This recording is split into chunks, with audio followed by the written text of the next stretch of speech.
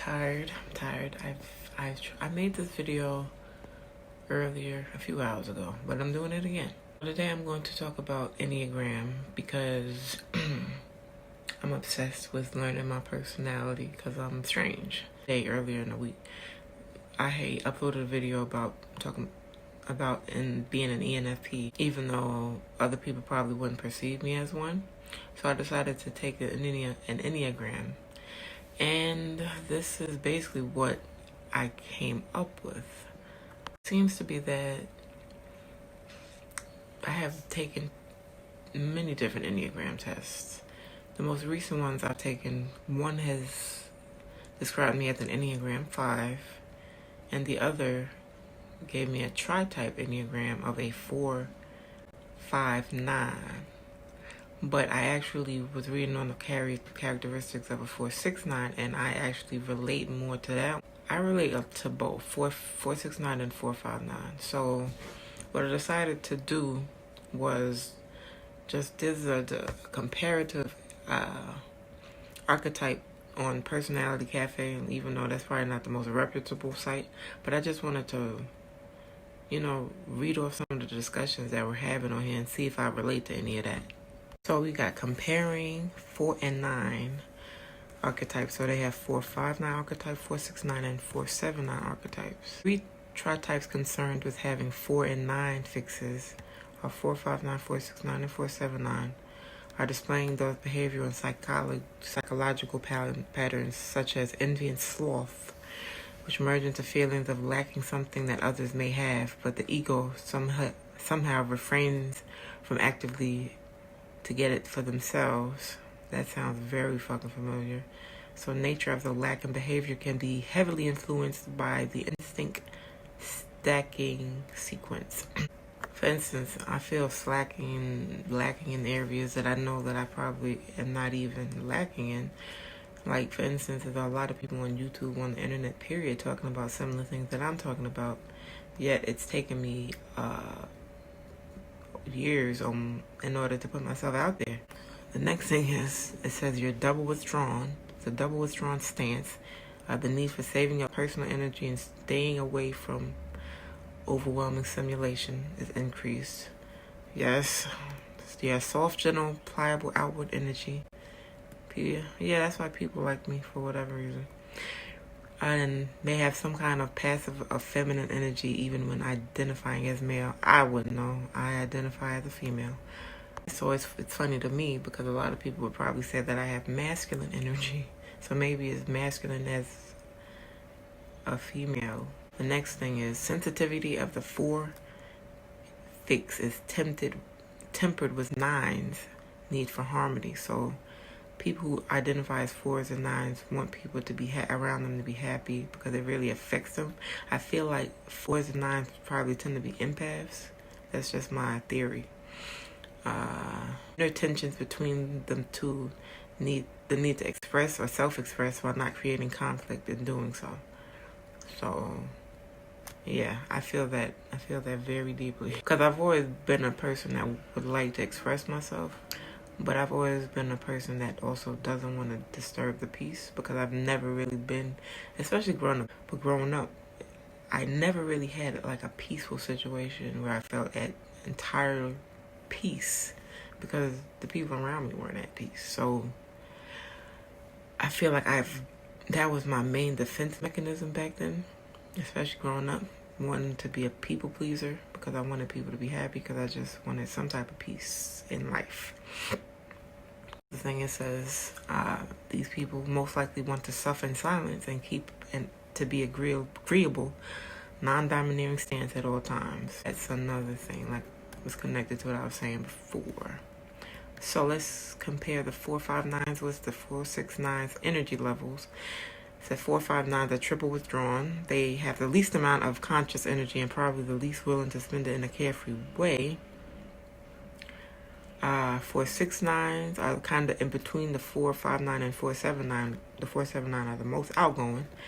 4, 6, 9, while they don't like making the first move around people, they can join in once they get acclimated with the people. And I feel like I am like that. Like I can fit in, quote unquote, anywhere, but I won't show myself truly until I can get a vibe. Some people might say, "Oh, Ashley's quiet. She's very reserved. She don't talk much."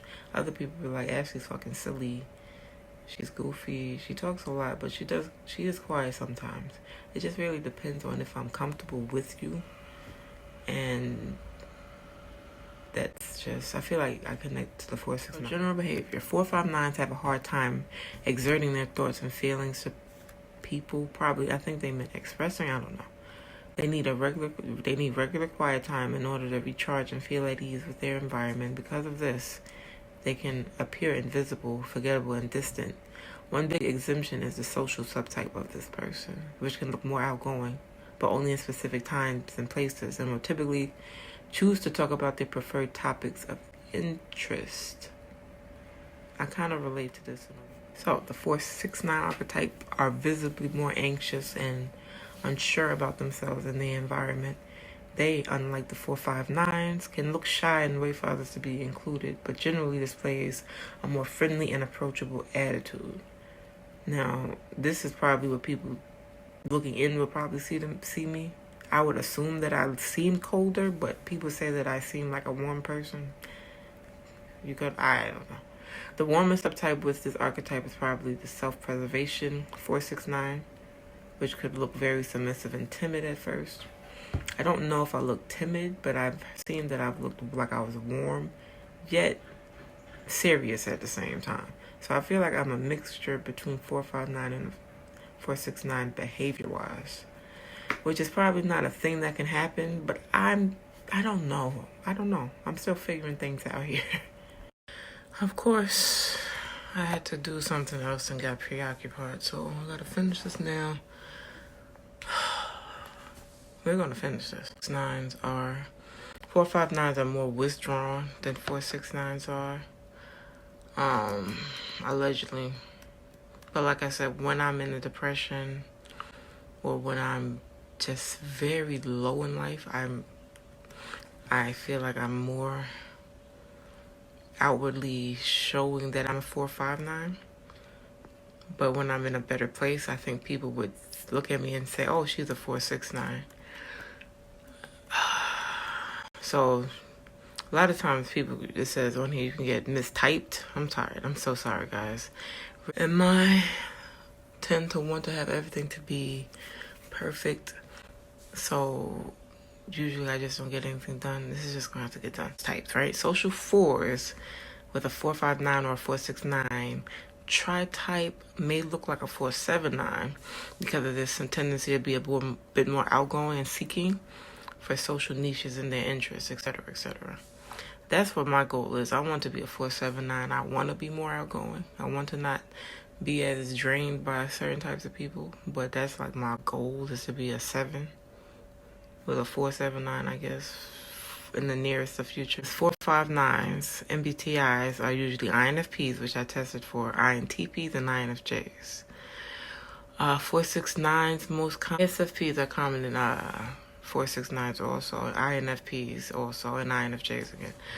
But like I said, I've been testing as an INFP consistently, and more recently I've been testing as an ENFP.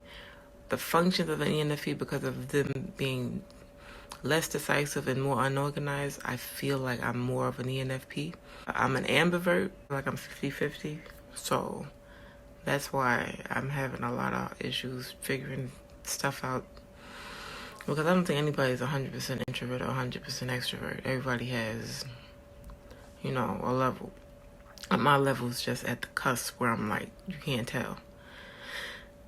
Anyway, that's all I'm going to get into it right now. I'm a 469, 459 Enneagram. I'm an XNFP, ENFP, INFP. At the end of the day, I'm an ambivert, and I think that's why I test between INFP and ENFP so regularly.